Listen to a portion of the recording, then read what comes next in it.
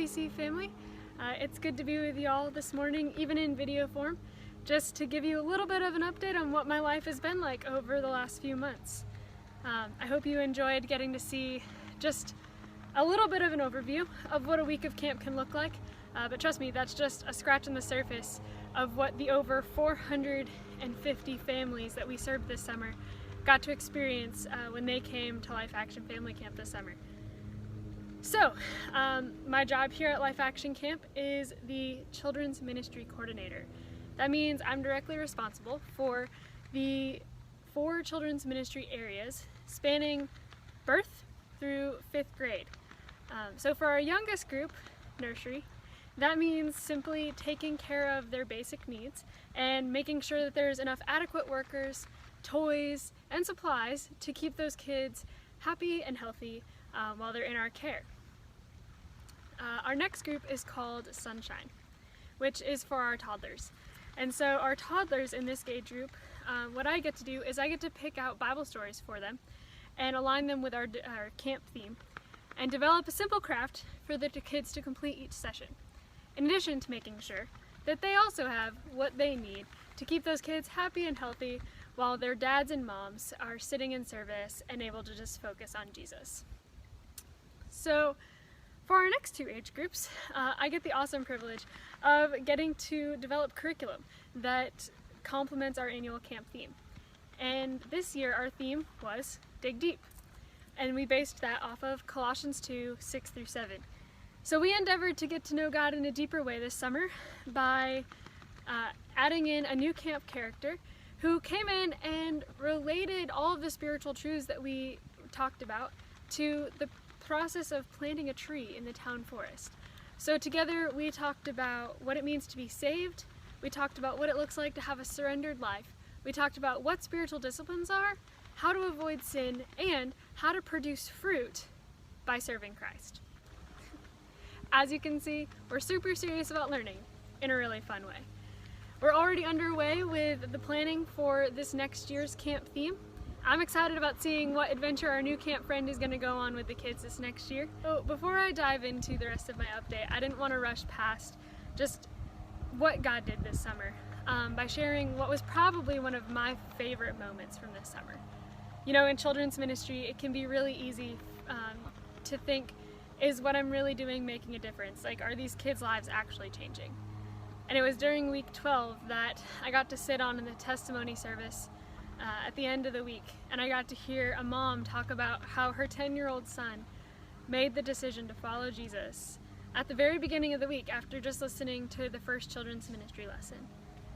You know, we had the privilege of ministering to over 900 children this summer between the ages of 0 and then 5th grade. And in that moment, when I heard that mom share that story, Jesus just softly whispered to my heart, Olivia, it was worth it for the one. How true that is about who God is. And it was just really incredible to hear that. And that doesn't even account for the hundreds of other stories that happened this summer. So that was family camp, but there's also been a lot of other stuff that's been going on in my life. So one of the things that happened is during week 9 of family camp, the church events side of the Life Action division actually starts their staff training. So those 2 things are happening at the same time. And I actually got the opportunity to be pretty involved with staff training, especially in the children's ministry side. So I did everything from leading devotions for them multiple times a week to also just teaching them sessions like how to have a healthy team community, how to adequately prepare a lesson to teach to kids, and also first aid. And probably one of the best things that I got to experience this summer with those children's ministers was getting to go to a high ropes course and a rock climbing wall. And it was just through that simple activity that God really taught me what it means to take risks and to learn from failure. And so I'm really excited to see where that's going to take me. So, what else could make this summer possibly more interesting than it already was? Well, how about getting jury duty summons? And then being selected to serve for 3.5 days on a murder trial.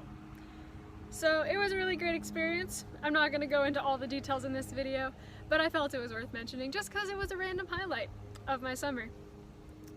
fast forward to September, and actually really just the last couple weeks. Here at camp, they've started our fall retreat season. We've done retreats for mother-daughters, father-sons, marriage retreat, that's new, and they're going to be having a few men's retreats and a women's retreat still to come before we winterize everything and shut down for the winter. But as that camp season, that fall retreat season was getting ramped up, I actually got the opportunity to go out on the road again and to meet up with the Red Team and teach 5th and 6th grade at 2 of their churches.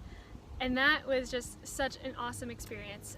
God has really just shown me how much over the summer I just really love that age group. And it was just really cool getting to create content to teach them what it means to truly have an authentic relationship with Christ so that He can use them at their current age and stage to make an impact on His kingdom. Additionally, it was a blessing just to get to be in 2 familiar places. I got to go to Cabot, Arkansas, which is home to one of my favorite coffee shops, so I spent lots of time there. And then obviously getting to go to Colorado Springs, which is just a gorgeous, gorgeous place to be.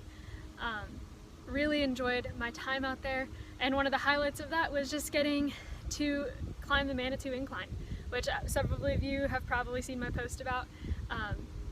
It's an 8.88 mile ascent up 2,768 stairs and gains almost 2,000 feet in elevation. And just during that process, just being able to meet with Jesus and see how that climb was such an awesome picture of sanctification. Again, this trip, going out there, even though it was a lot of work, a lot of pouring out into souls of kids, was so refreshing for me just to be able to be in a place I was familiar with and getting to do something that I truthfully love to do. So now I'm back here in Michigan, finishing up our fall retreat season, and I'm just really looking forward to what God is going to continue to do. Outside of really the ministry life, Michigan is a great place. I really enjoyed being here. God's provided me with a huge gift just through my church family here at Grace Church in Granger, and I'm really excited about what God is doing there. I've been able to get super involved with their women's ministry, and this fall I've also stepped up to just start helping out in their middle school ministry, which is really exciting. I've also moved into my own apartment, which has been such a provision of God to have a space of my own that was less than what I budgeted. Such a gift. And I'm just really looking forward to continuing to make that space my own, but also to make it a space where I can just share the love of Jesus with anyone who comes in. And I just wanted to give you guys just an update on where I am financially. At this point, I'm still around the 75% mark. So I have about 25%, which factors into about $800 a month that I still have left to raise. But honestly, it's just been really cool because even this summer, God just provided some one-time gifts that were significant and from people that I don't even know.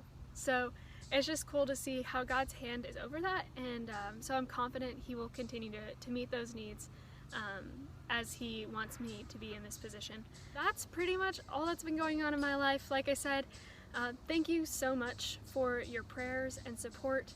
I really couldn't be doing what I'm doing without the Union Baptist Church family behind my back. So thank you all. Hope things are going well there. And I look forward to seeing lots of you, hopefully many of you, when I'm home for Christmas.